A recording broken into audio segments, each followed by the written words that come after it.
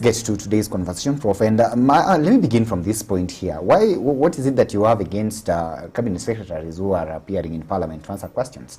I saw the other time Professor Kithure Kindiki was in Parliament, and you tweeted and actually kind of seemed to have rubbished or rather been against some of these steps that are taking place, like you see them there. What is it that... There are two reasons. Number one, many years before the new constitution, for many years, until we got the new constitution, Parliament was only full during question time. And it was just a chorus, a ritual. And then people would want to go down as having asked a question. It was the most interesting bit. Question, is the minister aware that the road from Jabrok to Amisi has not been tarmacked for the last 20 years? B, what is the minister planning to do? C, and then assistant minister most of the time. A, the ministry is aware. B, the road will be constructed. C, when funds are available. Look at, we Africans, we have a small problem. So is that the stupidity we want to introduce back to Parliament? So you think that? That's stupidity. There's no other word that can describe it. All of us who watched Parliament, that's the only time Parliament was full. After that, everybody walks out of Parliament, and you can have Shikuku and another person or Anyona, two of them. Everybody else has gone after question time, and there was nothing that was being done. Just A, I'm aware.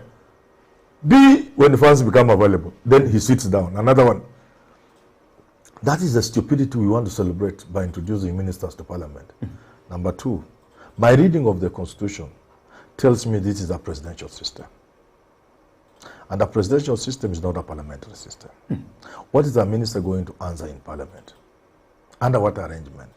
The separation of powers between the three arms of government will be highly compromised if ministers go to answer. The arrangement where there is no opposition and there is no government tells you an arrangement where there is the majority and the minority side. Tells you that this presidential system does not envisage a situation such as the one we are trying to create. For those two reasons, I was not happy because Kithure Kindiki is a law professor. He should understand that from my humble understanding of things, for ministers to go to Parliament to answer questions, it will be taking us back to the days things we were walking away from, the shenanigans, the simple cheap drama and comedy. Secondly, that is something that will need some constitutional interpretation. Now, my question is this. Before that is interpreted, I could be wrong, but it needs, there's no doubt that issue requires interpretation. To the extent that there's no interpretation already offered by a constitutional court, a law professor like Kithure Kindiki should not go to Parliament.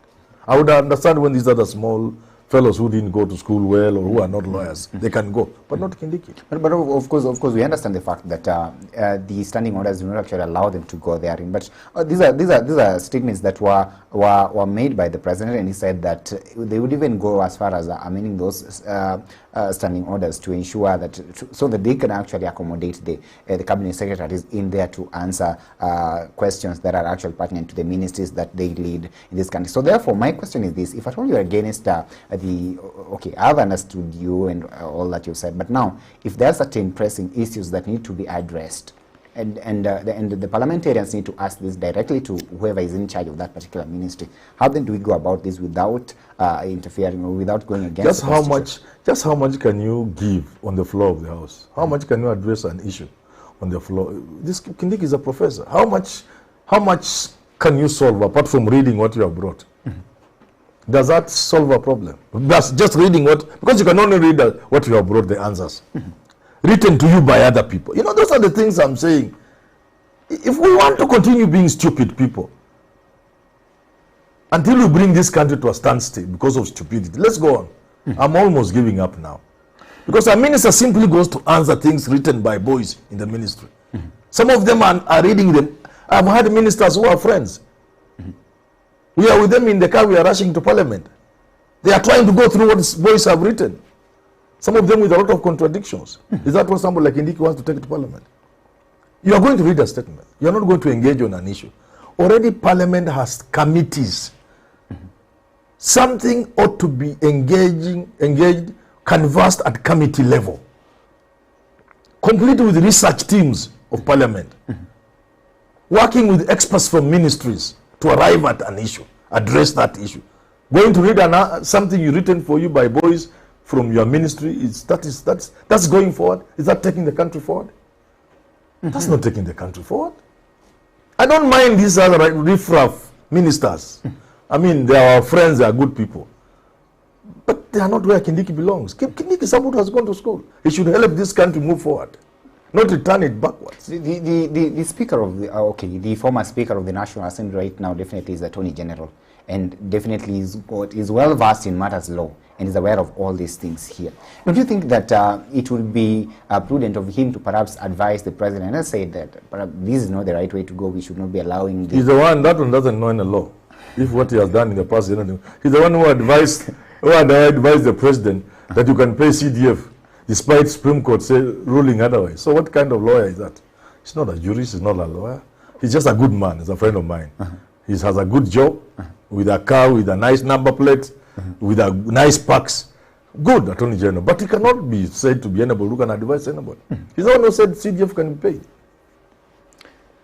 Okay, anyway, just a little bit, referring to... and you know, when I speak these things, you can see the passion. Yes, because I love this country. And I feel so saddened that the people who should help this country move forward are the same people who are dragging the country back. It is so painful. Okay. Because we will pay for it as a people. Be that as it may, my good professor went to Parliament actually to answer those questions. And so what did he say? He just read the answers. There is a question he was asked about. You remember what took place in North Rift again, where those bandits actually braved. What did he say? Went. Of course, he gave his answers. He said, well, the police could not actually attack at that particular time because of fear of more fatalities injuring those people who were in the hospital. And when he was asked, okay, now after they've left the hospital, they're outside there, why is it that they were not arrested? Definitely. But he was reading answers. But he was reading answers. Why don't you provide answers which then can be shared to Parliament, can be taken to Parliament, and the MPs can be given on their platforms, electronic platforms, so that the clerk can arrange to have such information. This is just information. It's just information, which the ministry seems to have at that time. You can give it to the clerk of the National Assembly, who will share it with MPs, who now, if they have issues, can raise them through respective committees and direct them back to the ministry for more engagement.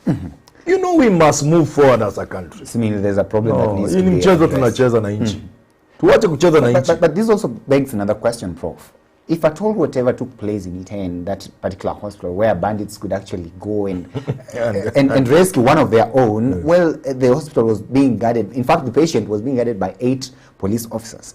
Are we solving this problem of banditry? So you can't address that by reading answers in Parliament. But a committee can get to the root cause of that.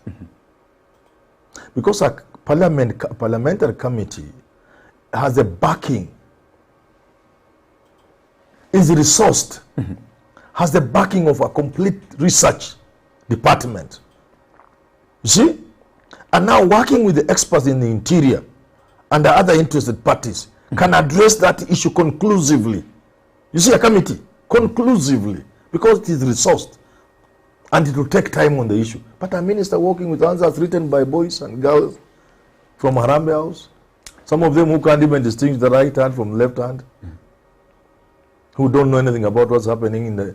That is a serious issue. And a minister cannot purport to be helping this country by getting written things and going to read them in Parliament. You can't help this country. Because that's a very serious issue. How can a bandit just walk in the hospital and rescue somebody? And you still think we are doing well. We are not doing well. So if Parliament must engage on this thing, it must be a very serious level.